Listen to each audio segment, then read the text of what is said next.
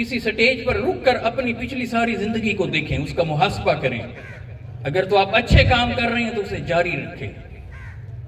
اگر آپ سمجھتے ہیں کہ یہ گناہ کے معاملات ہماری زندگیوں میں داخل ہو گئے ہیں، حرام کے معاملات داخل ہو گئے ہیں، سود کے معاملات داخل ہو گئے ہیں، دھوکہ ہماری زندگیوں میں آ گیا ہے، غیبت ہماری زندگیوں میں آ گئی ہے، چغلی ہماری زندگیوں میں آ گئی ہے، اگر برائیاں گناہ یہ داخل ہو گئے ہیں تو پھر کب ہم سنبھلیں گے؟ کب ان چیزوں کو اپنی زندگی میں سے خارج کریں گے؟ کیا موت کا انتظار کرنا ہے؟ اللہ توبہ کی طرف قدم اٹھا لیجیے اور اپنے بچوں کو کامیاب بنائیے۔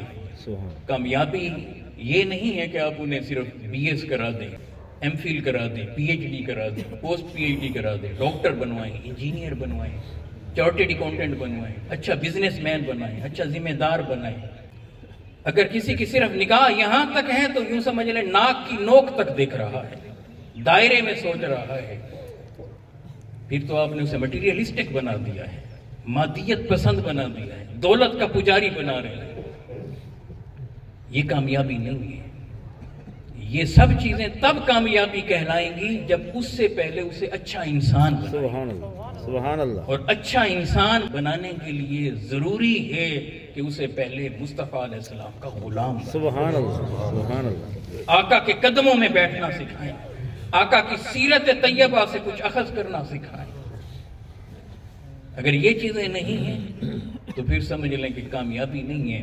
اللہ سے بے تحاشا محبت، آقا علیہ السلام سے بے تحاشا محبت، اہل بیت اطہار سے بے تحاشا محبت، یہ ہماری بنیاد ہے۔ اس لیے میرے حبیب علیہ السلام نے فرمایا تھا کہ اپنے بچوں کے اندر 3 چیزیں انٹلکیٹ کریں۔ فرسٹ آف آل اپنے نبی سے محبت کرنا، حب نبیکم و حب اہل بیت ہی، پھر اہل بیت اطہار سے محبت کرنا انہیں سکھائیں، اور اس کے بعد پھر اسے قرآن کا نور عطا کریں، قرآن کی تعلیم دیں، قرآن سکھائیں اسے۔ یہ ساری چیزیں جب اس کی زندگی میں آئیں گی تو پھر وہ بچہ اچھا بچہ ثابت ہوگا، پھر والدین کے لیے بھی اچھا ہوگا۔ آج والدین شکایت کرتے نظر آتے ہیں کہ بچے ہماری باتیں نہیں مانتے، بچے ہمارا کہا نہیں مانتے۔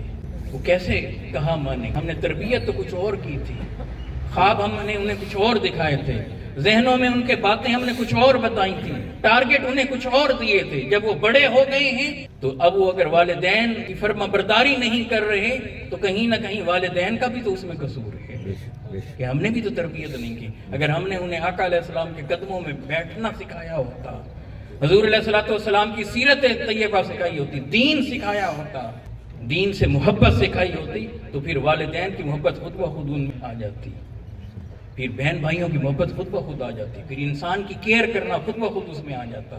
حتیٰ کہ غیر مسلم بھی سامنے ہوتا نا تب بھی وہ اس کا خیال رکھنے والا ہوتا۔ اچھا انسان وہی ہے جو مصطفیٰ علیہ السلام کا غلام۔ سبحان اللہ۔